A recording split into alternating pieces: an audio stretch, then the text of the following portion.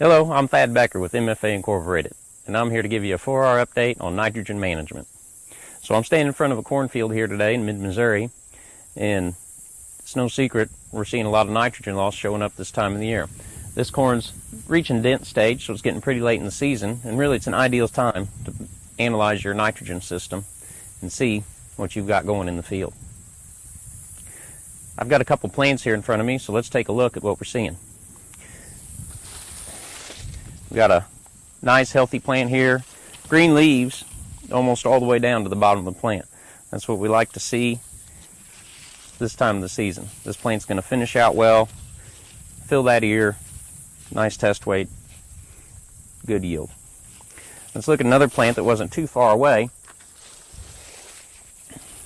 We've got one here, and the first thing you'll notice, a little more yellow cast to that plant and a lot more dead leaves at the bottom. But if we take a little closer look at that dead leaf, what we notice is a very distinct V pattern in that, where the top of the leaf is dying, and as we look down the vein, it V's in to the middle of the vein.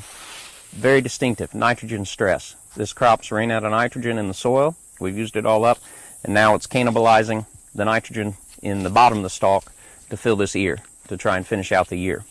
So this isn't what I want to see in the corn this time of the year. Number one, that stalk's going to get weaker.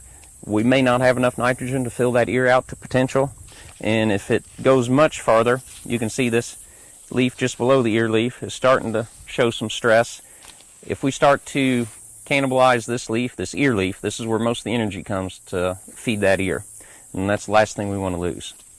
And so, very easy to see nitrogen stress this year.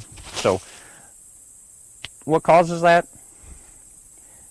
Just nitrogen loss in general. Nitrogen, in my opinion, is the most difficult nutrient to manage in our field, because all nitrogen is looking for a path to become nitrate, which is subject to loss with water. So how do we manage that nitrogen? With 4 R's, in my opinion. So that's the right source, right rate, right timing, and the right placement.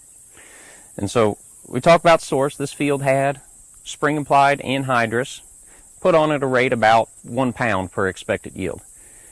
Typically, this is a pretty good program in Missouri. We had a lot of late May, early June rains that really caused a lot of nitrate loss in this system. And so as you see, we're running out now in this field. So it wasn't great this year. And so there's a couple things that played in effect there. In my opinion, we had a pretty good source in anhydrous ammonia, and we used a nitrogen stabilizer associated with it that really helped protect that nitrogen and extend its time as ammonium in the soil out as far as we could. Now, maybe some timing we could have done different, and maybe we should have adjusted our rate, but we didn't know the weather pattern ahead, and that's what makes nitrogen so challenging, is that we don't know what the weather's going to look like a month, 2 months down the road when our corn really needs it. And so another method we could look at is a side dress application, where maybe we're using, whether it's some dry fertilizer or liquid fertilizer on with the planter, or even some anhydrous up front, partial rate of anhydrous. Popular side dress method here in Missouri would be to put half to 2/3 of your nitrogen down pre, with the plan to top off that nitrogen with a side dress application. Typically with a dry, we have some equipment that will do liquid as well, and even have some producers that wait to put some anhydrous on.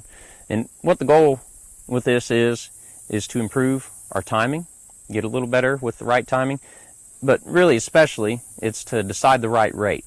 Remember I said that we didn't really know how much nitrogen our corn was going to need because we didn't know what the weather was going to be this spring. By moving that to a side dress in June, we're able to know that weather pattern that we had in May and get a little better idea of how much nitrogen we could have lost out of our system. So let me introduce you to another tool we have in the toolbox that I think helps decide with that especially right rate. It can also help with right timing as well. What I'm showing you is a NutriTrack nitrogen recommendation powered by AdaptIn. It's a nitrogen model, a computer model. Basically, like we predict the forecast, we can predict nitrogen needs within the field. It uses inputs like yield goal, soil test, soil types, any kind of management, do you till, are you no-till, when did you plant your corn, how many day hybrid is that? But really the other thing it does is super local weather information, so precipitation monitoring within that field. All those parameters have been entered into this field I'm standing in front of today, and you can see that the recommendation today is calling for about 30 pounds more of nitrogen across this field. Some areas as much as 50 pounds of N per acre. I think that's what we're seeing here on these plants out here, is we're seeing lots of nitrogen stress in some of these areas where we've ran out of nitrogen. The model, what it is able to do is able to help us tune in on our nitrogen rate.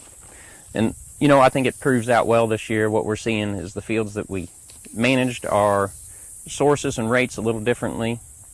And using tools like this can help us just to make that decision, to decide that rate, and help us improve our nitrogen management, get closer to that actual nitrogen rate we need. I could go out and blast on 1.5 pounds of nitrogen for every bushel expected yield goal and never run out of nitrogen, but that creates some other problems as well, whether that's runoff, hypoxia zone down in the Gulf, buzzwords, and we can't afford to be those kinds of managers today. We need to do everything we can to improve our nitrogen management and do a better job. Thank you for your time.